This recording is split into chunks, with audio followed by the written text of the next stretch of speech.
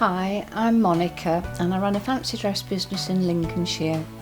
I've been running this business for nearly 25 years and I've got probably nearly 2,000 costumes. Got a good variety of costumes. Some I make myself and some I buy in from specialist manufacturers. You know, it's great fun running the business because you meet all sorts of people.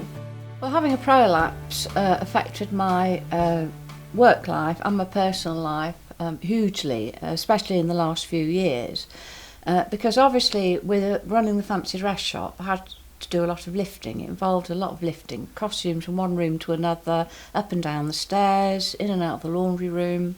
So with all the lifting it aggravated the prolapse. I got tired very quickly, I had discomfort, a lot of discomfort, and it affected my personal life in as much as over the last couple of years I couldn't lead a normal married life, sex life with my husband. That was all badly affected.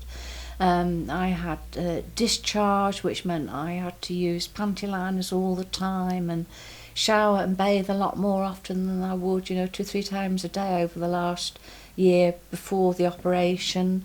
I got depressed about it because I was worried as to what I was going to do, because I didn't want a hysterectomy, and if I had a hysterectomy I knew how long the recovery period was and also the other problems that could ensue after that.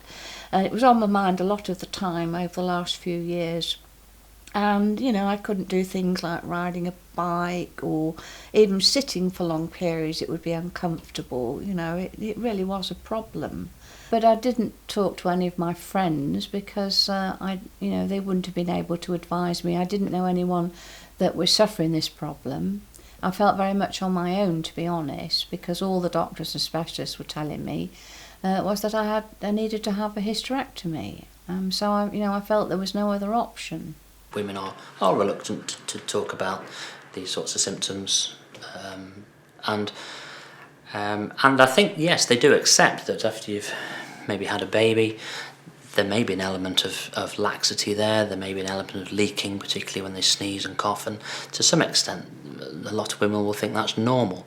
I don't think it's normal, and I think there's lots of things we can do to actually stop that from happening, and a lot of really very simple, straightforward things we can do. The standard operation for managing these types of symptoms would really be a vaginal hysterectomy and a repair to the front and back walls of the vagina. I like to think we've moved on a little bit since then, and what we do with the sacrohysteropexy operation is simply use a piece of mesh to lift the cervix back up. We stitch one end of the mesh to the cervix, lift everything up, and then stitch the other end of the mesh onto the sacrum, which is the bone at the back of the pelvis. So it effectively forms a sling which holds everything up. It's a very simple yet very effective operation. Once I'd had the operation, it made a huge difference to my life.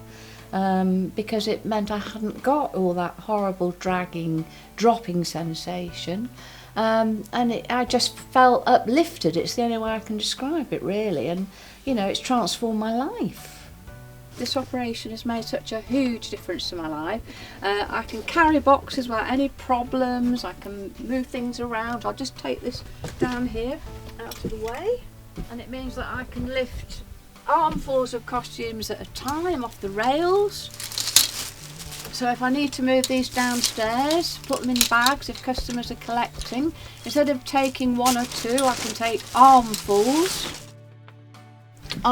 at a time, and there's no problem. I feel great. I was only in hospital a couple of days and I was treated very, very well, and apart from feeling a bit groggy from the anaesthetic, following day I felt remarkably fit and well, and when I got home I followed Mr. Broom's instructions implicitly. I didn't do anything for about 2.5 weeks, although I felt I could. I felt so fit and well, and then I gradually got back to work and I haven't had any problems at all since.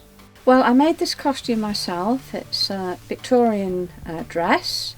It comes with a hoop petticoat so it stands out really well, and that's very popular. Nice colour. That would have taken me, I would say, 4 or 5 days solid work on that. It was a fairly easy recovery. I felt okay the following day, and I felt I could have done anything. I mean, I was amazed because there were no stitches, no discharge, nothing like that. And I felt as though I could skip and run around, you know, and I felt I could do anything. I felt I was invincible. We've got Wonder Woman here.